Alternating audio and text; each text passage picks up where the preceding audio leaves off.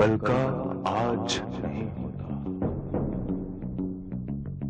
हरदम राज नहीं होता, एक ही सर पर रहे हमेशा, ऐसा ताज नहीं होता।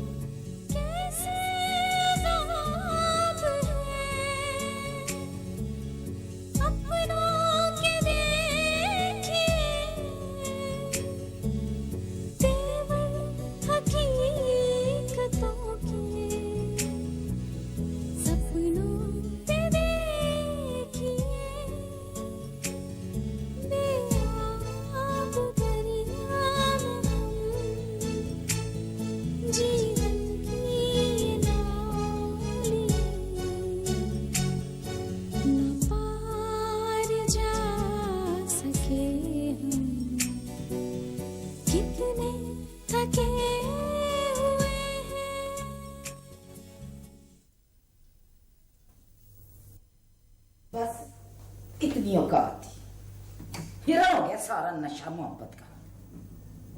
अगर वो लोग मेरी शर्मीन को वरखला कर माँ बाप से दूर कर सकते हैं ना, तो इसके उलट भी मुमकिन है। जिस दिन शर्मीन को पता लग गया ना इनकी औकात का, ऐसा पछताएगी कि याद रखेगी।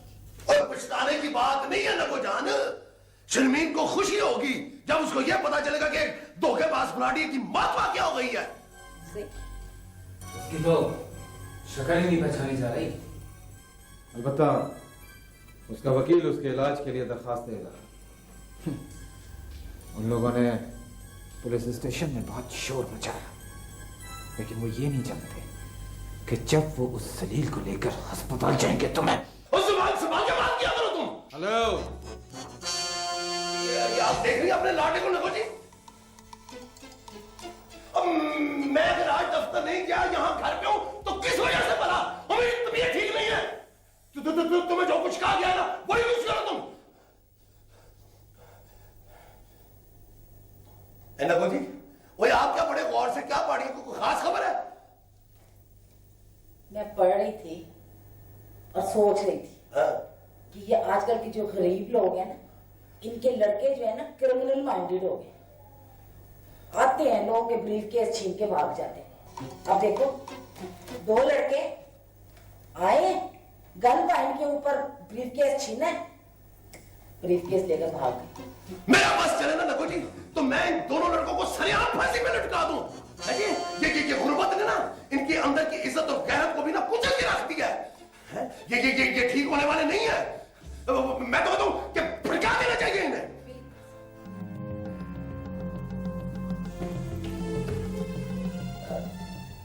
लो, लाड साहब ऊपर चले गए। और नगो जी, ओए आप किधर चले गए मुझे छोड़ के? और मेरी तो तबीयत भी ठीक नहीं है, ठंडे पसीने आ रहे हैं मुझे।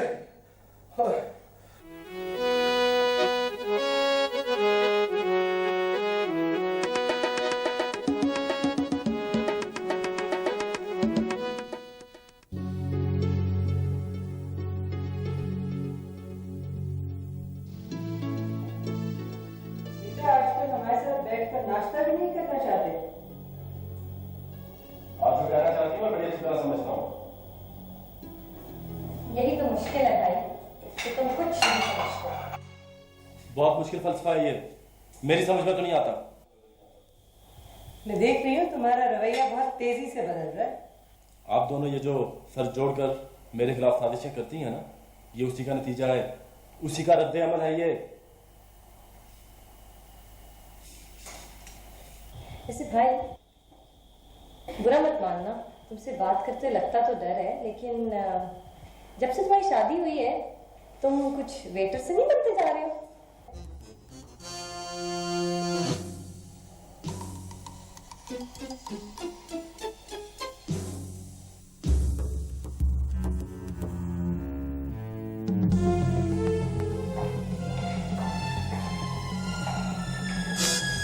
ये आज का अखबार है, इसी की पढ़। कल मैंने आपकी बहुत बातें सुनी थी और मैं चुप रही थी, लेकिन अब मैं अपनी बहन के खिलाफ एक लफ्ज नहीं सुनूंगी। ये जलील कमीने घटिया लोग जिन्हें खाने को कुछ नहीं मिलता, दौलत की खातिर अमीर लड़कियों को इस तरह फंसाते हैं। जिन्हें खाने को मिलता है उन्हें भी मैं देख रही हूं। अभी तो ये खबरें आई हैं तो सिलसिला शुरू हुआ है, आगे आगे देखो होता है क्या। अभी तो पीछे की भी सारी खबरें आएंगी और तुम शायद सिर्फ सुर्खियां पढ़ती हो, मैं पत्तियां भी पढ़ती हूं।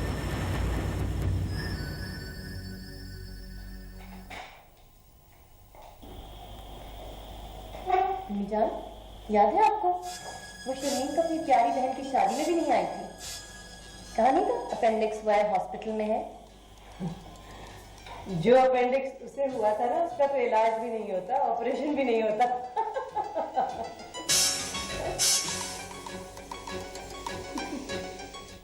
ये केस मैं लड़ रहा हूँ और ये मेरी जिम्मेदारी है।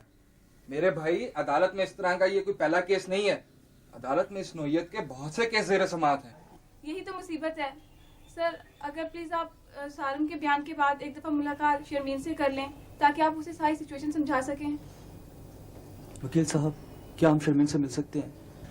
भाई, अदालत ने शर्मीन से मुलाकात पर पाबंदी लगाई है और गालिबन आप जानते ही हैं कि ऐसा हमारी ही रिक्वेस्ट पर किया गया है।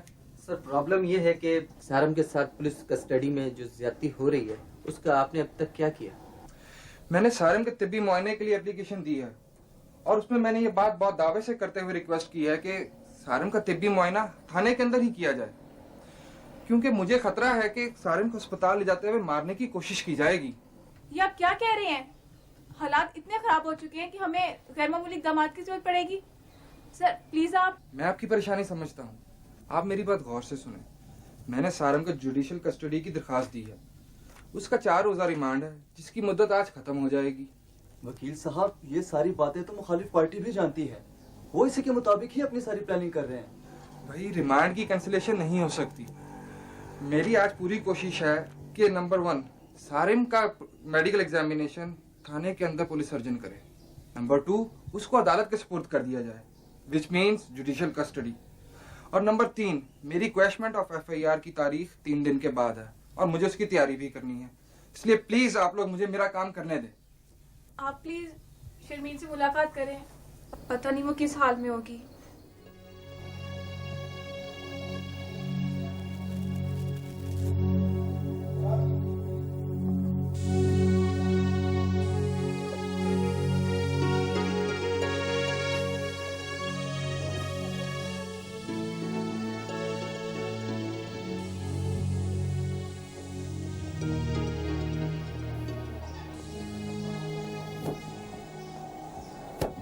सारम को कुछ हुआ ना तो मैं। आप प्लीज बैठे तो सही, आप बैठ के मेरी बात सुने। मैं आपसे कह लूं, अगर सारम को कुछ हुआ ना। मैं आपको यही बताने के लिए तो आया हूँ, आप आराम से बैठ के मेरी बात तो सुने। आप किसी किस्म की कोई फिक्र ना करें।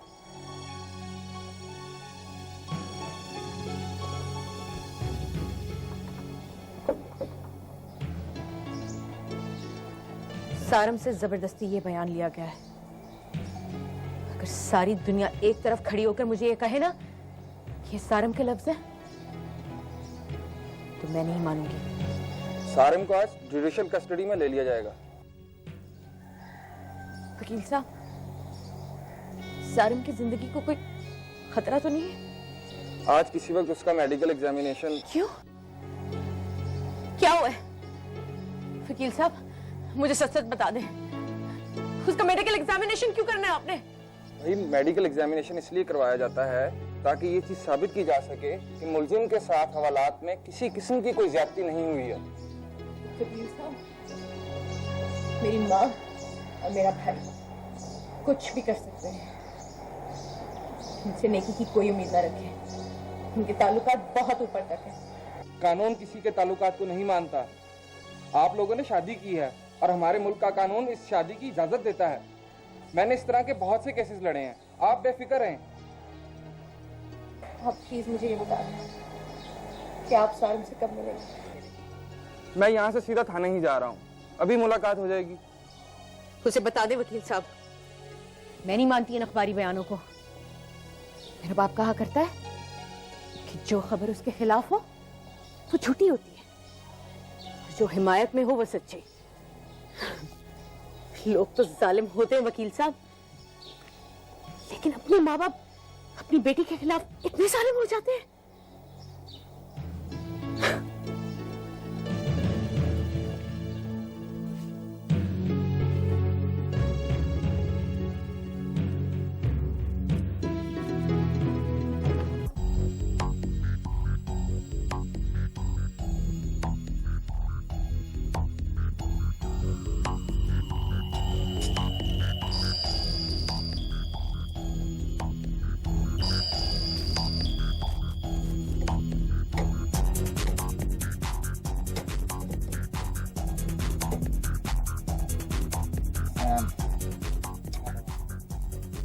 सैम, अब और इंतजार नहीं होता। मेरा बस चले तो मैं अभी अंदर जाकर बस 1, 2 और 3 और फिनिश।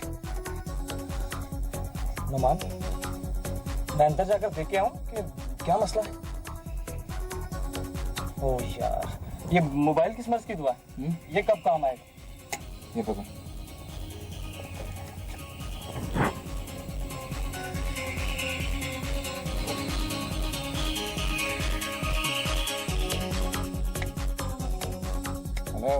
मैंने मेडिकल एग्जामिनेशन के लिए दरख्वास्त दी थी। मोहतरम जनाब हुजूर, मुल्जिम को अस्पताल ले जा रहे हैं। जनाबे वाला, मैं यही अर्ज तो कर रहा हूँ। मैंने दरख्वास्त दी थी कि मुल्जिम का तिब्बी मुआयना थाने में किया जाए। मेरे पास अभी तक कोई ऑर्डर नहीं आया, मुझे तो सिर्फ ये ऑर्डर मिला है। आप मुल्जिम को हवालात से बाहर नहीं ले जा सकते। आपको ये ऑर्डर भी मिल जाएगा। मुझे जो ऑर्डर मिला मैं तो उसी पर अमल करूंगा। थाने से बाहर ले जाते या अस्पताल ले जाते हुए अगर मुल्जिम को गोली मार दी गई तो इसका जिम्मेदार कौन होगा? जो गोली मारेगा जिम्मेदार तो वही होगा ना। आप मेरे साथ क्यों चढ़ रहे हैं? आपको ये ऑर्डर अभी इसी वक्त मिल जाएगा हाई कोर्ट से, और पुलिस सर्जन भी थाने में ही मुआयना करेंगे। ओए, ऐसा जो मोहम्मद खान को बुलाओ है। मैं फोन कर सकता हूँ? कीजिए।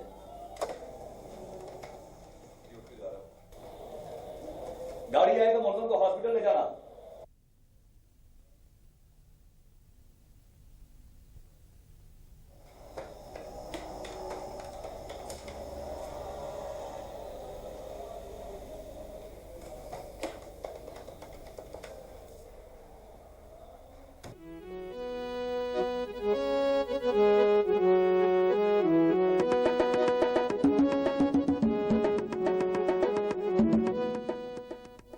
बात कराएं। मुंशी साहब, वो कोर्ट ऑर्डर का क्या किया आपने? यार, मैं सारे महमूद वाले कोर्ट ऑर्डर की बात कर रहा हूँ। वो मुझे अभी थाने में चाहिए। आप प्लीज उसको फौरन लेकर आओ। शुक्रिया। एक्सक्यूज मी, एसएचओ साहब कहाँ मिलेंगे? वो तो कहीं बाहर गया। गालिबन आप ही साथी हैं। जी। तो आपका तारुफ? साहब, मैं आप ही से मिलना चाहता था। दरअसल मैं जर्नलिस्ट हूँ और क्राइम बीट पर। आप ऐसा करें, आप मेरा कार्ड रख लें और किसी वक्त मुझे ऑफिस में आके मिल लीजिएगा। जी, मैं आपको जरूर मिलूंगा। वकील साहब, सारम की आज रिमांड की डेट तो खत्म हो जाएगी।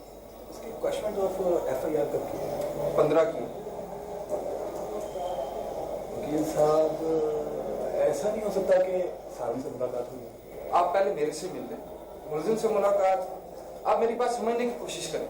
चलिए ठीक है, कब आऊँ? मैं यहाँ से कोर्ट जा रहा हूँ, उसके बाद मैं दफ्तर में आऊँगा। आप किसी भी वक्त आकर मुझे मिल लीजिएगा।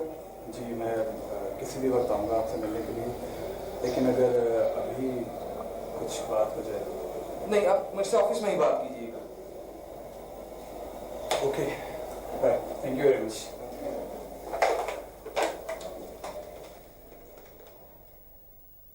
Hello,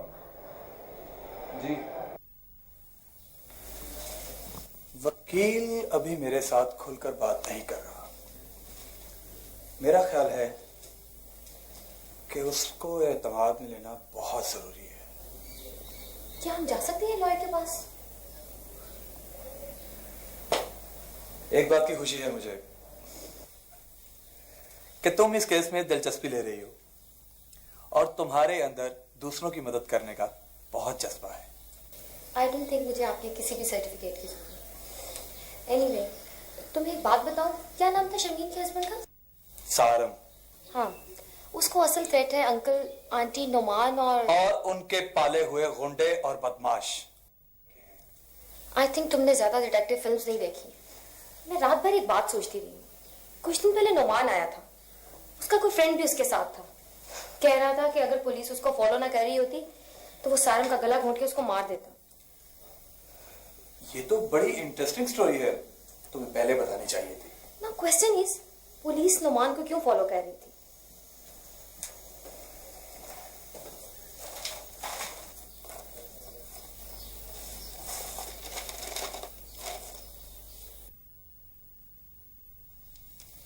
see this news, Numan और उसके फ्रेंड्स किसी किडनैप में भागे हुए हैं। हमें ये स्टोरी डिग करनी चाहिए। अखबार दिखाओ, क्या डेट है? Real story. उस दिन मैंने उन्हें ड्रॉप किया था। उन्होंने अपने बाइक्स यहाँ छोड़े और रास्ते में से डार्क ग्लासेस भी खरीदे थे। जहां तुमने उन्हें ड्रॉप किया था तुम्हें पता है? हाँ, ऑब्वियसली।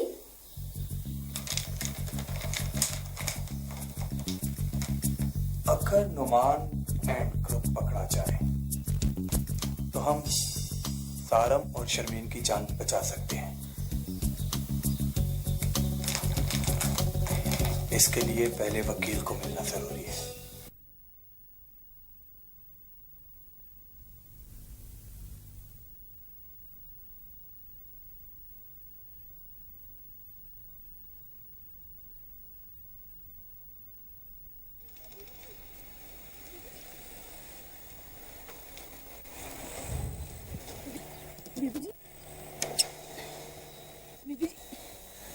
बीबी जी, आप तुम यहाँ क्या कर रही हो?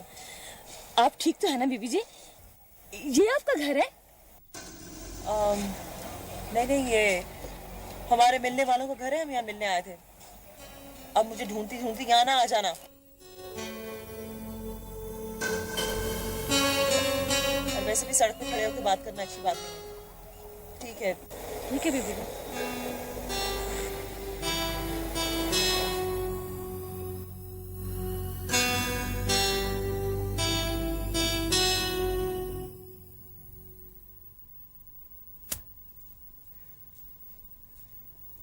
आओ बैठो वाली। कैसी हो तुम? मैं ठीक हूँ जी। वो ना शहना बीबी जी बाहर मिली थी। तुम कैसे हो फीके? कोई काम मिला या ऐसे बैठे हो आजकल? वो सी समझ लें कि मिल ही गया। मिल गया? अच्छी बात है। बैठो ना, खड़े क्यों? इस घर में सब ठीक ठाक? ठीक है। बच्चे ठीक हैं? ये धमकियां तुम किसी और को देना। तुम मुझे नहीं जानते, मैं तुम्हें बहुत अच्छी तरह जान गया हूँ। अरे जिंदगी में बहादुर आदमी तो वो होता है जो सामने आकर बात करे। हाँ, चूहों को मारने के लिए गोलियां तो आम बाजार से मिल जाती हैं। खबरदार आइंदा तुमने मुझे फोन किया तो। क्या? बकवास बंद करो। ये कोई मुसलसल चौथा फोन है। मुझे धमकियां दी जा रही हैं कि मैं सारन और शर्मीन का केस छोड़ दूं। ये कोई नहायत ही घटिया किस्म के लोग हैं। वकील साहब, आपसे तारुफ करवाना भूल गया था। ये मिस नीलम है, शर्मीन की फैमिली फ्रेंड। और आप तो मुझे जानते हैं, मैं जर्नलिस्ट हूँ। अगर ये मिस शर्मीन की फैमिली फ्रेंड है तो इनसे बात करना तो बहुत खतरनाक होगा। नॉट एट ऑल जी, बल्कि मैं तो इस सिलसिले में अगर कोई हेल्प कर सकी तो मुझे बहुत खुशी होगी।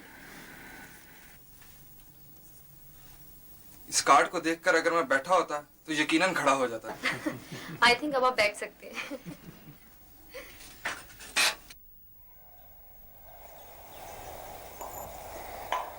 बड़ी मेहरबानी बीबी जी, आपने हमें अंदर ला के बिठाया, वरना हम गरीब लोगों का क्या है जी। आपने हमदर्दी की, हम आपको दुआएं देंगे। अल्लाह आपको बहुत खुश रखे बीबी जी। अब हम चलते हैं। अच्छा बाली, जब दिल चाहा आ जाया करो, तुम्हारा अपना घर है। हाँ, और अगर कभी भी किसी मदद की तुम लोगों को जरूरत हो तो यहाँ जरूर आना, हमें खुशी होगी तुम्हारी मदद करके। चल ठीक है। अच्छा बीबी जी, रब रखा जी। अल्लाह बहुता दे जी आपको। बहुता दे जी आपको।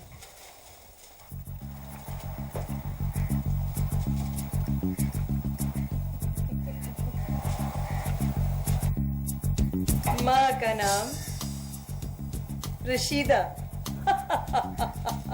और बाप का नाम अल्लाह रखा।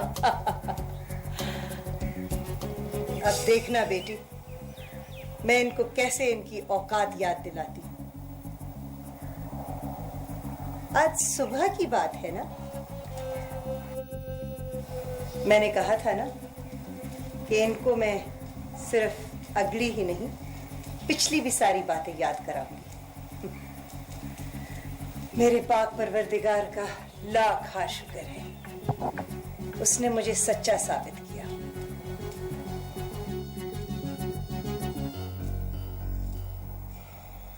सारम ने ऐसा कोई बयान नहीं दिया है, वो बिल्कुल खामोश है, बात ही नहीं करता। असल प्रॉब्लम यह है कि चौधरी अजीम के गुंडों ने उसकी वालदा और बहन को बहुत परेशान किया हुआ है। वो लोग बहुत खौफजदा हो चुके हैं। अगर आप लोग उनको प्रोटेक्शन फराहम कर सकें तो ये बहुत बड़ी खिदमत होगी। वकील साहब, आपके साथ जो मैंने इस कहानी का एक नया पहलू डिस्कस किया है। आई थिंक नुमान और उसके फ्रेंड्स जो एक किडनैप में भी मफरूर हैं, उनका अरेस्ट किया जाना इस वक्त बहुत जरूरी है। बिल्कुल ठीक कहा आपने। आप ऐसा करें कि फौरी तौर पर वुमन एसएचओ से मिल लें। जहां तक सारम का ताल्लुक है, उसका मेडिकल एग्जामिनेशन तो मैंने हवालात में ही करवा दिया है और शायद इसीलिए ये लोग ज्यादा धमकियां दे रहे हैं। वकील साहब, कल सारम को जुडिशियल कस्टडी में ले लिया जाएगा और मेरा ख्याल है कि वो लोग बहुत घटिया हरबों पे उतर आएंगे। बिल्कुल ठीक कहा आपने। खैर, अरे आपने तो कुछ लिया ही नहीं, सिर्फ चाय ही पी रही हैं। अमेरिका में लोग डाइट का बहुत ख्याल रखते हैं क्या? Thank you so much. Will be in touch. Yes sure. और प्लीज आपने एक काम करना है, आपने अभी अखबार में कोई ऐसी खबर नहीं देनी जिससे किसी को हमारे इरादों का पता लग सके। दुश्मन को कबल अज़ वक्त अलर्ट करना बहुत नुकसान में रहता है। ओके वकील साहब, ओके, खुदा हाफिज।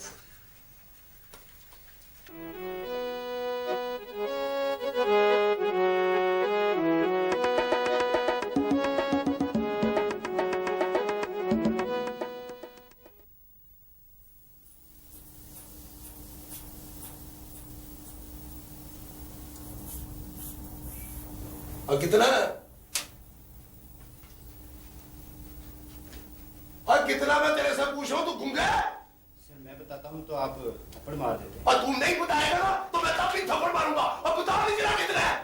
सर नीचे का 115 और ऊपर का 155 है। ये 14 इसको चल निकल के हाथ से चल। Right sir. एक बारी मैंने कहा है आपको बेड रेस्ट की जरूरत है। अब आप मेडिसिन लो और सीधे घर जाकर रेस्ट करो।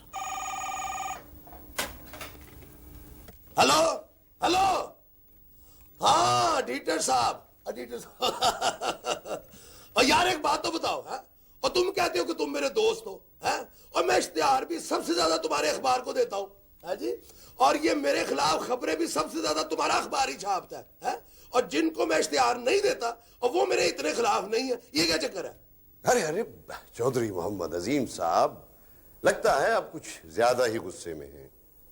जिन लोगों को आप इश्तिहार नहीं देते उन्हें आपके इश्तिहारात का इंतजार तो रहता है ना।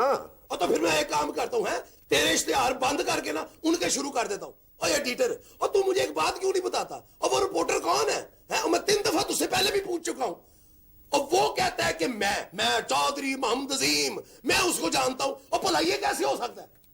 चौधरी साहब, मैं बताऊंगा तो मजा नहीं आएगा। मैं ऐसा करता हूं कि मैं उसको आपके पास भेज देता हूं। आप उससे खुद ही पूछ लीजिए कि आप दोनों एक दूसरे को कैसे जानते हैं। ना फिर आज उसे भेज ही दे, है? बड़ा अच्छा मौका है। आज मेरा ब्लड प्रेशर भी फर्स्ट क्लास हुआ हुआ है। भेज भेज। कैसा? बहुत अच्छी चॉइस। ये इस तरह के लोगों के साथ ना ऐसा ही सलूक करना चाहिए। आए ना जरा।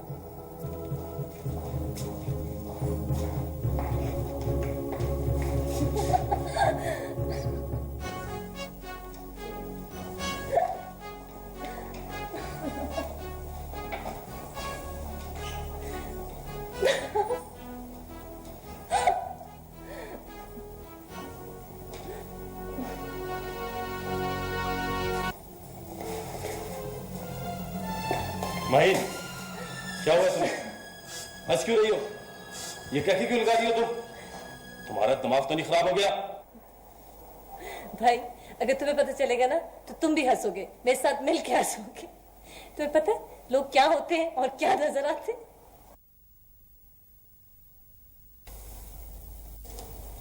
तुम एक इंतहाई बदतमीज लड़की हो। तुम्हें अपनी भाभी की इज्जत करनी नहीं आती। भाभी, ये शैला, अगर तुम्हें असलियत का पता चलेगा ना भाई, तो तुम भी इसकी इज्जत नहीं करोगे और मेरे साथ मिलके हंसोगे। ये भाभी नहीं है, ये मेरी दोस्त भी नहीं है, ये एक फ्रॉड है। तुम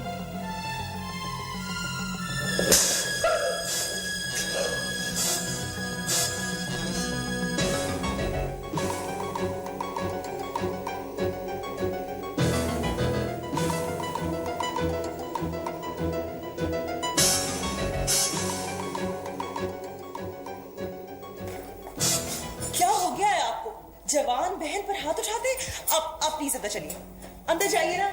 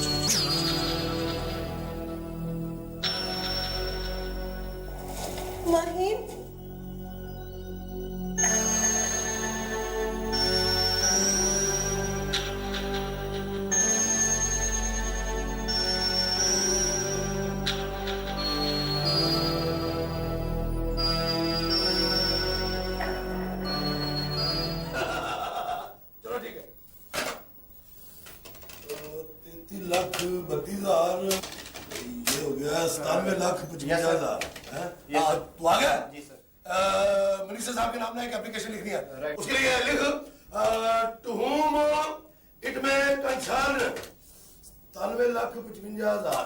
अरे ये नहीं लिखना, ये नहीं लिखना है। इसके लिए लिख चौधरी मोहम्मद अजीम। तो ये फौरन डिस्पैच है, चल जा। 35,55,000। Hello uncle. Hello hello hello hello hello. तुम दोनों इकट्ठे आए हो? नहीं जी, मैं अकेला है। ये झूठ बोल रहा है अंकल, हम लोग इकट्ठे आए हैं। वो झूठ बोल रही है? उसी ने मेरे साथ झूठ बोल के गया है। कौन है तू? और तेरे बाप का नाम क्या है? वो कटा गया है। मेरा बाप एक नेक और ईमानदार आदमी है और आप उनको जानते भी हैं। मैंने तेरा बाप नहीं सुना, क्या हुआ? मुझे सीधी सीधी तरह चोरी बता रहा है। कौन है तू? मेरा बाप एक गरीब आदमी है। मैं किसी गरीब गुरबे को नहीं चाहता इस मुल्क के। मुझे सीधी सीधी तरह बता, वरना मैं तेरा क्या दबा दूंगा। मेरे वालिद मोहतरम का नाम है अनायतुल्लाह वल्द मोहम्मद हुसैन।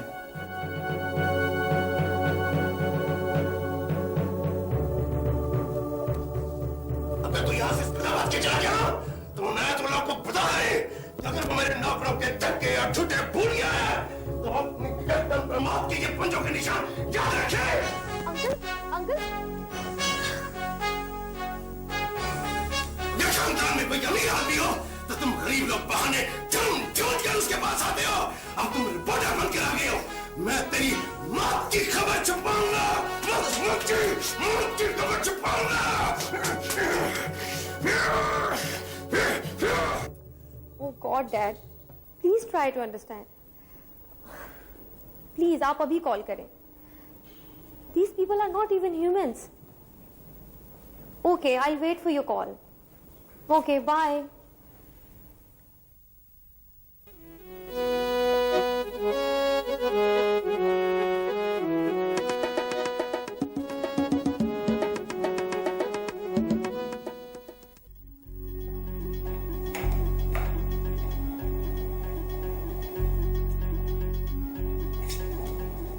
मुझे बड़ा अफसोस हुआ कि तुम्हारे भाई ने तुम पर हाथ उठाया। मेरे भाई ने मुझ पर हाथ नहीं उठाया है। मेरी भाभी ने मेरे भाई का हाथ पकड़ के मुझे थप्पड़ मारा है। कुछ हाथ ऐसे होते जो नजर नहीं आते। तुम्हारे घर में ऐसा होता होगा, हमारे घर में तो हमारे भाई बहनों पर जान देते हैं, जान। एनीवे, मैं तो तुमसे अफसोस करने आई थी कि तुम्हें एक जोरदार थप्पड़ पड़ा है। तुम्हारे घर में क्या होता है काश ये मैं पहले जानती होती। तुम लोग कितने बड़े फ्रॉड हो, मक्कार और धोखेबाज हो। तुम्हें तो शर्म से डूब मरना चाहिए, जिनके माँ बाप के नाम भी अपने नहीं है। क्या नाम है तुम्हारे बाप का?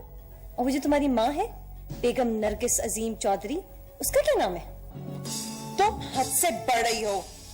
दोस्ती का रिश्ता तो तुम भुला ही चुकी हो, लेकिन ये मत भूलना मैं तुम्हारे भाई की बीवी हूँ। दोस्ती? किसकी दोस्ती और किसके साथ? तुम एहसान फरामोश हो, बेदीद और कीना परवर। अरे गलती तो मुझसे हुई जो मैं तुम्हें समझ नहीं सकी। तुम्हारी जैसी हजारों लड़कियां हाथ में दोस्ती की दरखास्त लिए खड़ी रहती थी। हाँ, अरे किस्मत तो मेरी खराब थी जो मैं तुमसे धोखा खा गई। धोखा? अजीब लफ्ज है ना ये, धोखा। इसकी जिंदा मिसाल तुम मेरे सामने खड़ी हो। अरे तुम्हारी असलियत जानने के बाद तो मेरा दोस्ती पे से एतबार उठ गया है। मुझे किसी बात का अफसोस नहीं होता है। मुझे तो अब यूं लगने लगा है जैसे इंसान की खाल के पीछे कोई भेड़िया छुपा हो। लगता है एक थप्पड़ से गुजारा नहीं हुआ तुम्हारा। कितनी मजेदार आवाज थी जोरदार थप्पड़ की।